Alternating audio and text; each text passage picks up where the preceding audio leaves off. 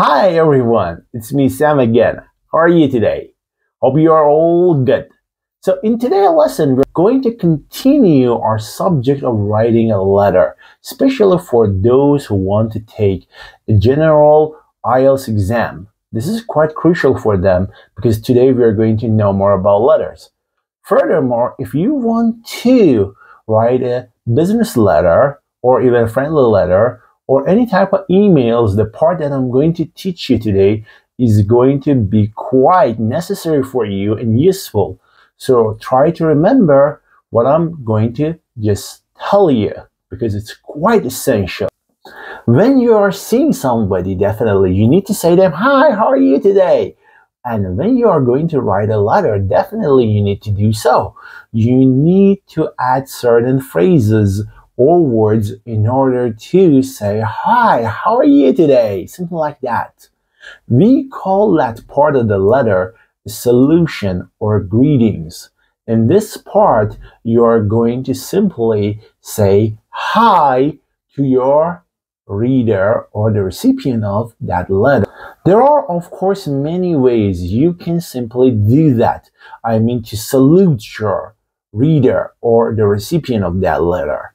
That way, your reader definitely can also understand how to react with you. Or when I'm an examiner and I'm going to give you a score for the writing piece that you've just created, I can understand the relationship between you and your reader or the recipient of that letter. That way, we can realize how you're feeling together, what the relationship between you two is. The most typical way in order to salute your reader or the recipient of that letter is through this way. You simply add "dear," then you add the title of the person, then you need to add their first name, then their middle name, if they have any, and finally their family name or last name. Then you need to add a comma in the end. However, if you are writing a letter outside the Ielts format, you can add a colon too. For example, if you're writing this letter to your manager, not to somebody who's going to correct you in Ielts, you can simply add colon. Or when you're writing this email, for example, to your bestie, you can simply add colon or sometimes some exclamation marks, though they are not common. So in Ielts only you need to add a comma. But when you are not taking an Ielts exam, you can go for colon or comma and sometimes exclamation mark. This is not quite suggested. Well, in order to understand just what I've told you more properly together, let's work an example. Imagine I'm writing this letter to Mrs. Tina Wilson. I know Mrs. Tina Wilson is married. She wears a wedding ring. And then I'm going to simply write it like this to her. "Dear Mrs. Tina Wilson, comma." But if I don't know if she's married, I can go like this. "Dear Ms. Tina Wilson, comma." Or for example, I'm writing this letter to a mayor of the city. I'm going to write, "Dear Mayor Brown." I add the first name here because maybe I didn't know that. Or maybe I thought to myself, it's not a proper way to call the mayor but the first name. There are some names in English that are quite confusing for people, because they can refer at the same time to a masculine or to a female person. I mean, it can refer to a boy or a girl. So, for example, Chris. We don't know if Chris is a boy or a girl. We have doubts about it.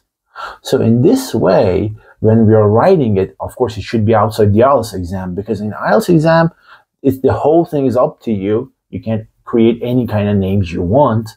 But when you're writing it, for example, in a business format to your business company manager or you're just going to inquire something from another company, you want to get some information from another company, then you don't know who that, for example, Chris is, you can simply add Dear Chris and wait for them to inform you if they are boys or girls. That way you can address them more properly later. Now, imagine you have a friendly relationship with that person. You are quite close together.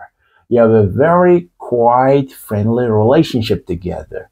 That way, it's not suggested to add the family name to this format I just mentioned to you. So, if I'm writing this letter, for example, to my favorite uncle, which is usually Uncle Dave, okay, I'm going to simply write, Dear Uncle Dave, comma. I'm not going to add the family name of my favorite uncle, or I'm writing this letter to one of my best friends, for example, Jim. I'm not going to write, Dear Jim, for example, White, comma. That's not proper. It's not good. So, when you have a friendly relationship with someone in IELTS exam or even outside the IELTS exam, you should not add their family name because it's not proper. That way, we cannot understand your relationship. We can never discern the type of relationship you have with that person. So remember this. What is the second format that you can use when you're writing a letter to somebody? This is also a very common way. You're simply going to write Dear Sir or Madam. You can use capital S or mem, or you can simply use the lowercase m or s. It's up to you. And instead of or, you can use a slash. All these ways are quite common. Then again, you need to add a comma at the end, though as I just mentioned previously, you can add a colon. We employ this format when we are writing this letter to somebody we don't know exactly. Even we don't know their names. We don't know who they are. So we are going to simply address them this way, and that way we can understand your relationship is definitely a formal one. Remember it. So when you don't know somebody at all and we have no information about them, we are going to use this format.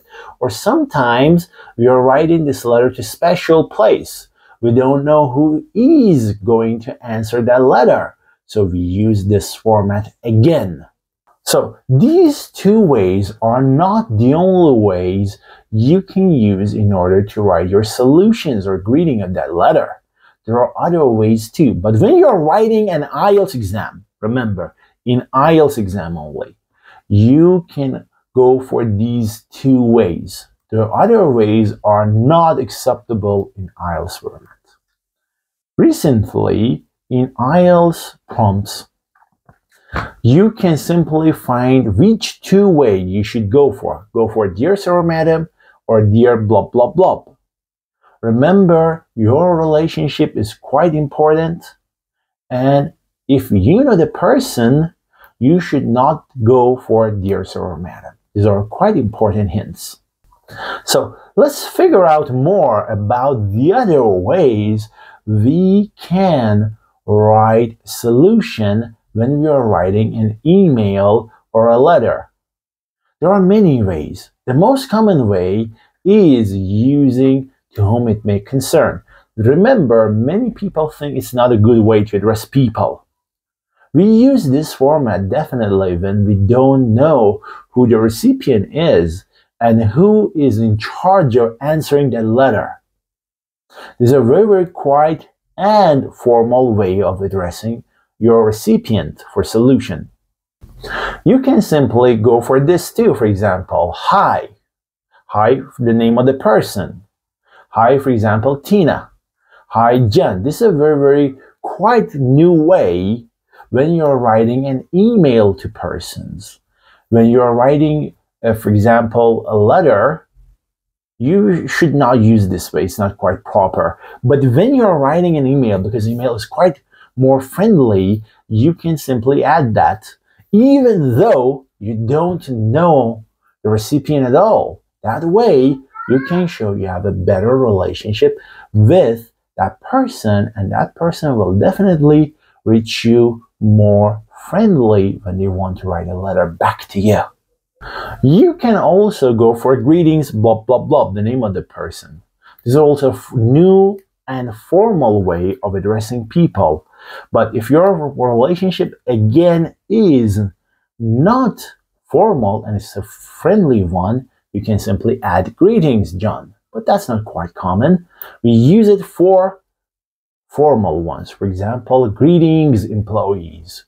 Greetings, gentlemen.